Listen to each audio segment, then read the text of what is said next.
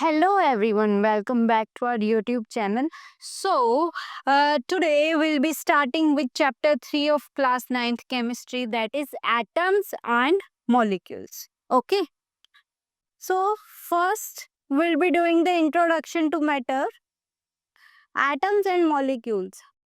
So इस अगर हम कोई एलिमेंट ले, ठीक है, या कोई भी मैटर ले, लेट्स से कोई भी हम मैटर लेते हैं, उसको हम small small small small parts में डिवाइड करते जाए, उसको पहले हाफ किया, फिर हाफ का भी हाफ किया, फिर उसका भी हाफ किया, उसका भी हाफ किया, उसको जो लास्ट वाला जो स्मॉलेस्ट यूनिट होगी ना, स्मॉलेस्ट यूनिट जिसके बियॉन्ड अब हम उसे और छोटा नहीं कर सकते, उसे हम क्या बोलते हैं? एटम। क्या बोलते हैं? Atom. The smallest particle of matter will be atom. हर एक मैटर किससे बनता है? एटम्स या फिर मॉलिक्यूल्स से। And atom is the smallest unit. Atom is the smallest unit. ठीक है, जैसे कि ये गोल्ड है, इसको आप स्मॉल स्मॉल पार्ट्स में कट करते गए लास्ट में जो सबसे छोटा पार्ट मिलेगा, जिसको आगे आप फर्दर कट नहीं कर सकते, उसे हम क्या बोलते हैं? एटम।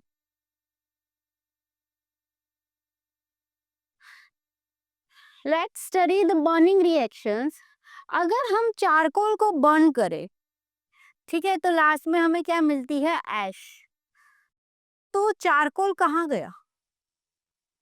अगर हम वुड को बर्न करें, लास्ट में हमें ऐश मिलेगी, तो वो वुड कहाँ गई? तो इसी क्वेश्चंस का आंसर ढूंढते ढूंढते साइंटिस्ट ने कुछ लॉज दे दिए, उन्हें हम स्टडी करेंगे। ठीक है, ये सारे साइंटिस्ट थे। So burning and combustion reactions puzzle them to a great extent. ठीक है, बर्निंग और कंबशन रिएक्शंस जो थी, उन्होंने वेरियस लॉज को जन्म दिया। ठीक है, तो हम उसको अभी डिस्कस करेंगे, कैसे हुआ, क्या हुआ। तो फर्स्ट हुआ law of combination and law of conservation of mass.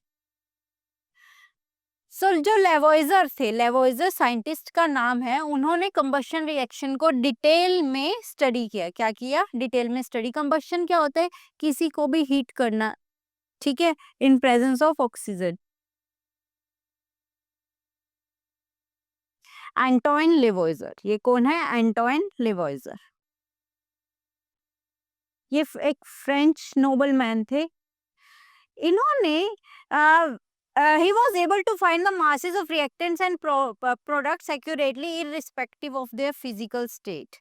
ठीक है, इन्होंने वेरियस रिएक्टेंट्स और प्रोडक्ट्स का, वेरियस कंपाउंड्स का क्या निकाला था? मास। ठीक है, he made many important contribution to the chemistry, इसीलिए इन्हें क्या बोलते हैं? Father of modern chemistry. तो ये आपसे पूछ लिया जाता है, who is the father of modern chemistry?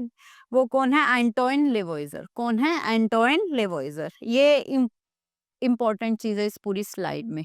ठीक है, सिर्फ आपको इसमें इतना पता होना चाहिए कि who is the father of modern chemistry? Antoine Lavoisier. और उन्होंने क्या दिया था? Law of conservation of mass. ठीक है, दो इंपॉर्टेंट चीज है। Law of conservation of mass किसने दिया था? लेवोइजर ने दिया था। क्या था वो हम अभी स्टडी करेंगे। कैसे दिया था? कंबशन रिएक्शन को स्टडी करके दिया था। And who is the father of modern chemistry? Antoine Lavoisier. तो अभी हम एक एक्सपेरिमेंट करते हैं to find out the change in mass before and after a chemical reaction. अभी हम एक केमिकल रिएक्शन करेंगे, तो हम केमिकल रिएक्शन से पहले मासेस को कैलकुलेट करेंगे और केमिकल रिएक्शन के बाद मासेस को कैलकुलेट करेंगे, और फिर देखेंगे क्या वो सेम आते हैं या डिफरेंट आते हैं।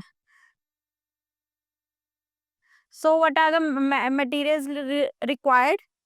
Barium chloride, sodium sulphate, distilled water, conical flask, small test tube, rubber cork, spring balance, retort stand and thread. Let's do। आपको बेरियम क्लोराइड का एक सॉल्यूशन बनाना है इन 250 ml conical flask distilled water में। ये बेरियम क्लोराइड है, ठीक है, वो आपने कोनिकल फ्लास्क लिया, उसमें बेरियम क्लोराइड डाला पाउडर, फिर आपने उसमें क्या पोर किया? डिस्टिल्ड वाटर, वाटर पोर किया 250 ml। ठीक है, तो उसका एक्वस सॉल्यूशन बन गया। 100 ml ले लिए, बना लिया आपने। उसके बाद take some solution of barium chloride. आप वो जो सॉल्यूशन आपने बेरियम क्लोराइड का बनाया है ना, उसको थोड़ा सा अमाउंट उसका स्मॉल टेस्ट ट्यूब में निकाल लो। हमने वो जो सॉल्यूशन अभी पीछे पिछली स्लाइड में बनाया था कोनिकल फ्लास्क में, उसका स्मॉल अमाउंट हमने टेस्ट ट्यूब में ले लिया। Prepare the sodium sulphate solution. अब हम सोडियम सल्फेट सॉल्यूशन बनाएंगे। ये सोडियम सल्फेट का पाउडर है, ठीक है। सोडियम सल्फेट हमने डाला, उसके बाद इसमें वाटर पोर कर दे, डिस्टिल्ड वाटर, ठीक है। अब सोडियम सल्फेट के सॉल्यूशन में हम वो जो बेरियम क्लोराइड वाली टेस्ट ट्यूब थी ना, वो क्या कर देंगे, हैंग कर देंगे, और ऊपर से हमने स्प्रिंग बैलेंस लगा दिया ताकि हम वेट मेजर कर पाए, ठीक है। ये सोडियम सल्फेट है, ये बेरियम क्लोराइड है। ये सोडियम सल्फेट है, बेरियम क्लोराइड है, हमने हैंग कर दिया रबर कोर्क की हेल्प से, और यहाँ पे हमने स्प्रिंग बैलेंस लगा दिया ताकि हम वेट मेजर कर पाए। अब हमने इसका भी रिएक्शन हुई नहीं है, क्योंकि ये टेस्ट ट्यूब का मटेरियल जो है टेस्ट ट्यूब में वो कोनिकल फ्लास्क के मटेरियल के साथ रिएक्ट नहीं हुआ है, अभी मिक्स ही नहीं हुआ, ठीक है। तो हमने पहले ही वेट नोट कर लिया, रिएक्शन से पहले हमने वेट नोट कर लिया, ठीक है। नाउ अब हमने इसमें पोर किया और इसको शेक किया। इसको क्या किया, शेक, ताकि ये दोनों आपस में क्या हो जाए, मिक्स हो जाए और रिएक्शन हो जाए, ठीक है। ये दोनों आपस में क्या हो गए, मिक्स। और फिर हमने क्या किया, रीडिंग दोबारा से नोट करी। तो जो बिफोर मिक्सिंग का वेट था और आफ्टर मिक्सिंग का जो वेट था, रिएक्शन से पहले वाला वेट और रिएक्शन के बाद वाला वेट, वो क्या है, दोनों बिल्कुल सेम। क्या है, बिल्कुल same. Weight of contents before mixing equal to weight of flask and contents after mixing. So यही हमारा law of conservation of mass बोलता है। Barium chloride when reacts with sodium sulphate, white precipitate बना of barium sulphate and sodium chloride. ये reaction हुई, barium chloride होता है BaCl2, sodium sulphate के साथ क्या Na2SO4 के साथ, तो BaSO4 बना और 2 मॉलिक्यूल्स ऑफ NaCl बने। ये इसका प्रेसिपिटेट बना। प्रेसिपिटेट को हम डाउनवर्ड एरो से शो करते हैं। प्रेसिपिटेट होता है सेमी सॉलिड इनसॉल्युबल सब्सटेंस जो आपको टेस्ट ट्यूब में नीचे मिलता है। व्हाइट कलर का प्रेसिपिटेट बना। तो रिएक्शन होने से पहले ये जो थे, तो इनका जो वेट था वो किसके बराबर आया, आफ्टर रिएक्शन, जो रिएक्शन हो गई और हमारे प्रोडक्ट्स बने, ठीक है। तो रिएक्शन से पहले जो हमारे कंपाउंड्स होते हैं उन्हें हम बोलते हैं रिएक्टेंट्स, और रिएक्शन होने के बाद जो हमें मिलते हैं उन्हें बोलते हैं प्रोडक्ट, ठीक है। तो मास ऑफ रिएक्टेंट किसके इक्वल आया, मास ऑफ प्रोडक्ट। तो वेट सेम रहेगा रिएक्शन होने के बाद भी, जितना पहले आपके कंटेंट्स का मास था, रिएक्शन होगी उतना ही मास बाद में भी आएगा, ठीक है। तो इसे बोलते हैं law of conservation of mass, that is mass can neither be created nor be destroyed in a chemical reaction. ये आपको लर्न करना है, किसने दिया था, लेवॉइजर ने। Mass can neither be created nor be destroyed in a chemical reaction. तो reaction से पहले वाला weight will be equal to reaction के बाद वाला वेट, ठीक है। मास कहीं भी गुम नहीं हो जाएगा। तो एक और बार कर लेते हैं। आपने बेरियम क्लोराइड लिया, सोडियम सल्फेट लिया, बेरियम सल्फेट बना और सोडियम क्लोराइड बना, ठीक है। तो हम वेट्स के हेल्प से ले लेते हैं। हमने बेरियम क्लोराइड लिया 20.8 ग्राम, सोडियम सल्फेट हमने लिया 14.2 ग्राम। दोनों का वेट कर लो कि कितना आया। फिर जो रिएक्शन होने के बाद एक्सपेरिमेंटली हमें बेरियम सल्फेट का वेट मिला, वो मिला 23.3। ये हमने खुद लिए हैं, क्योंकि ये रिएक्टेंट्स से, ये हमने खुद मेजर करके लिया है कि हम इतना इतना ले रहे हैं, और ये हमारा आया है, ये हमने ऑब्जर्व किया, वेट किया, ठीक है, वजन किया, हमने इसका मास निकाला। ये जब बन गया तो हमने इसका वेट मेजर किया, तो वो आया 23.3, ठीक है। ऐसे ही सेम सोडियम क्लोराइड जब बना तो उसका भी वेट मेजर किया, एक्सपेरिमेंट लिया 11.7, ठीक है। तो अब हम इन दोनों का वेट ऐड कर देंगे और इन दोनों का ऐड कर देंगे और देखेंगे क्या ये दोनों सेम है। मास ऑफ रिएक्टेंट्स क्या है 20.8 प्लस 14.2, आपने टोटल लिया था 35 ग्राम रिएक्टेंट, ठीक है। और फिर जो आपका प्रोडक्ट का मास बना वो बना 23.3 और 11.7, ये भी कितना है 35 gram. So law of conservation of mass यहाँ फॉलो हो रहा है। Mass can neither be created nor be destroyed. Mass खुद से ना तो क्रिएट हो सकता है ना ही खुद से खत्म हो सकता है, मास वही का वही रहेगा सेम, ठीक है, इन अ केमिकल रिएक्शन, ठीक है। रिएक्शन से पहले रिएक्टेंट्स का मास और रिएक्शन होने के बाद प्रोडक्ट्स का मास क्या आया, इक्वल।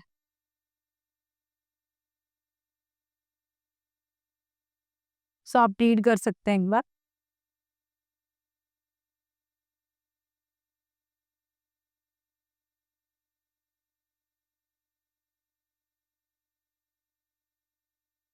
तो लेवोइजर ने क्या किया, बर्निंग ऑफ चारकोल किया इन अ क्लोज्ड वेसल। तो बर्निंग होने से पहले जो मास था और बर्निंग होने के बाद जो ऐश का मास आया वो क्या आया, सेम, ठीक है। तो वहां से उसने प्रपोज किया law of conservation of mass, that is mass can neither be created nor be destroyed in a chemical reaction. More simply क्या बोल सकते हैं, mass of reactants will be equal to mass of products. Arrow के इस side वाले मास add कर दो, arrow के उस साइड वाले मास ऐड कर दो, दोनों क्या आएंगे, इक्वल। तो इसी के बेसिस पे हम न्यूमेरिकल्स करते हैं। आपने लिया है copper sulphate 15.9 gram and 10.6 gram sodium carbonate, ये रिएक्ट टुगेदर टू गिव। अब ये क्या है, गिव, ये आए हैं आपके, ये प्रोडक्ट्स हैं 14.2 gram of sodium sulphate and 12.3 gram of copper carbonate. अब आपको फॉर्मूले नहीं भी आते तो इट्स ओके, अभी हमने फॉर्मूले बनाने सीखे भी नहीं है, आप इन्हें इंग्लिश में लिखो। कॉपर सल्फेट लिखो, यहाँ पे लिखोगे कॉपर सल्फेट, आपने क्या लिया भाई, कॉपर सल्फेट।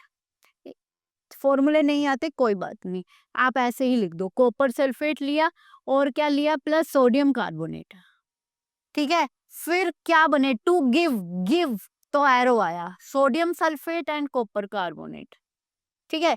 इनके वेट्स इनके नीचे नीचे लिखो, कॉपर सल्फेट का वेट कितना है 15.9 ग्राम, सोडियम कार्बोनेट का कितना है 10.6 ग्राम, ठीक है। इनके नीचे इनके वेट लिख दिया, ऐसे सोडियम सल्फेट और कॉपर कार्बोनेट के वेट लिख दो, दोनों को इन दोनों को ऐड कर दो, इन दोनों को ऐड कर दो, ये दोनों क्या आने चाहिए भाई, इक्वल, अगर law of conservation of mass follow हो रहा है तो लेट्स सी इक्वल आते हैं नहीं। It comes out to be 26.5 and it comes out to be 26.5. तो mass of reactants is equals to mass of product. ठीक है,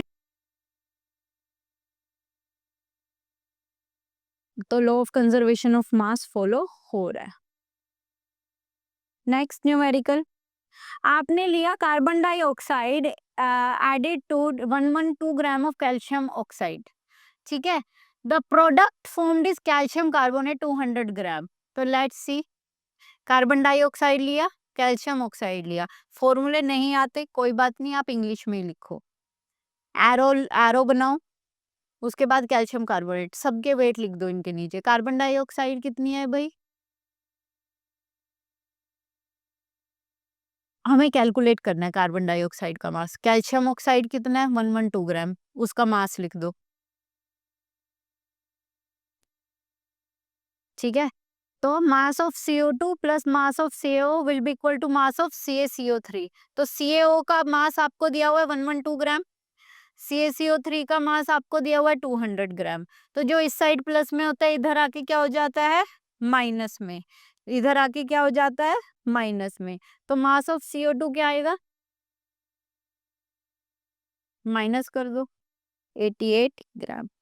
तो कभी किसी न्यूमेरिकल में ये पूछेगा कि क्या law of conservation of mass follow हो रहा है, वेरीफाई करो, तो आपको रिएक्टेंट्स का मास निकालना है और प्रोडक्ट्स का मास निकालना है, वो इक्वल आने चाहिए। और कभी आपसे ये पूछ लेगा कि किसी एक रिएक्टेंट का मिस कर देगा, किसी एक प्रोडक्ट प्रोडक्ट का मास मिस कर देगा, और वो आपको फाइंड आउट करना होगा। तो आप कैसे करोगे, वही सेम इक्वेशन लगाओगे, mass of reactants equal to mass of product, equation बना लोगे, तो सिंपली जो इधर प्लस में होगा उधर जाके माइनस में हो जाएगा। तो आप you can easily find out.